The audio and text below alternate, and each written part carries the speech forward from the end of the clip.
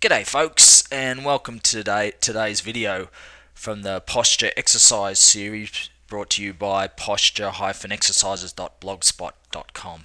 Today we're going to look at the gluteus maximus. Now the gluteal muscles are also commonly known as your backside or your butt muscles. This muscle group contains three muscles, which include the gluteus maximus, gluteus medius, and gluteus minimus. These muscles are very important muscles because they both contribute in actual power to provide movement, but as well as stability. Now, weakness in these muscles can cause a couple of problems. One is with the stability. These muscles are responsible for stabilizing the pelvis, and since the pelvis, through the old pelvic bone connected to the sacrum, connected to your backbone type song there, that an unstable pelvis can have effects both up the chain, so up into the back, as well as down the leg, affecting the position of the leg, which can then affect the knee and the ankle.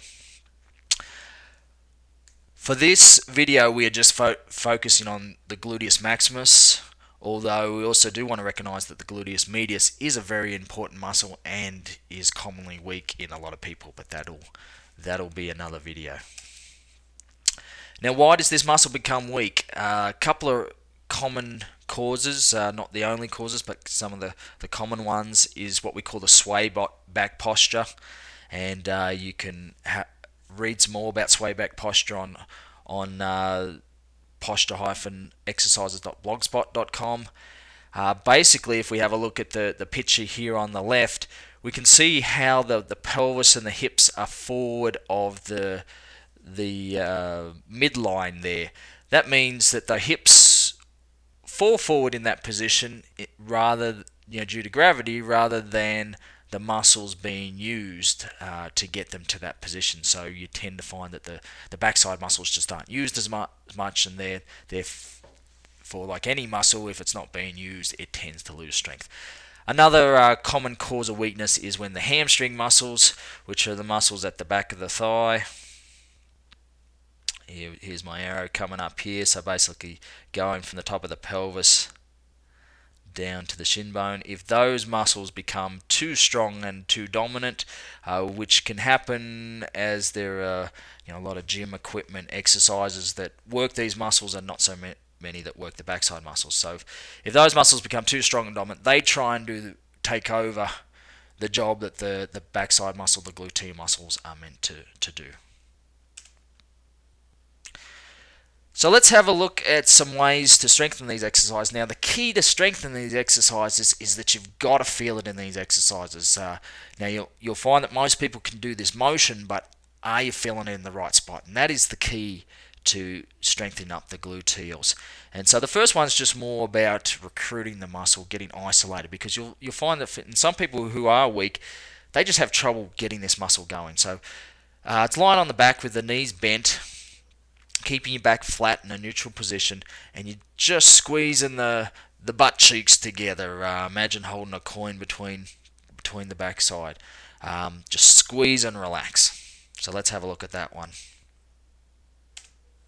Now, I've just included a photo of this one because I realized when we looked at the video, you don't see too much happening. So I'm just showing you the setup position, but it's just focusing about squeezing the backside muscles together.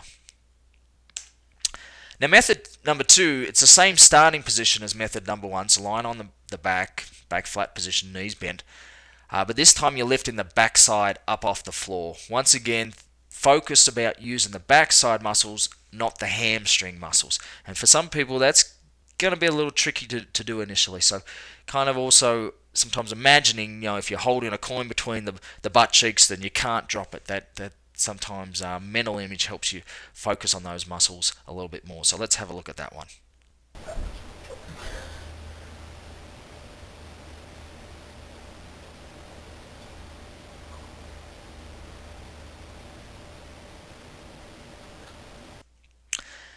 And there we go, method 3.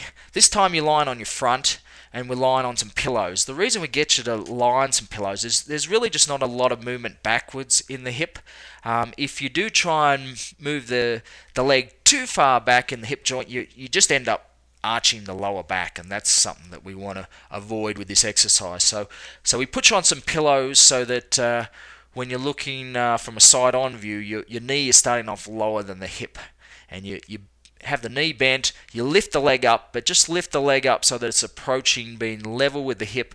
We don't actually want the knee to come up higher than the hip, and that'll make more sense when you see it. There's also a variation on this exercise where if you turn the leg out a little bit so that the knee is out further than the hip, that sometimes too can get a better isolation and contraction in the backside. So let's have a look at that one.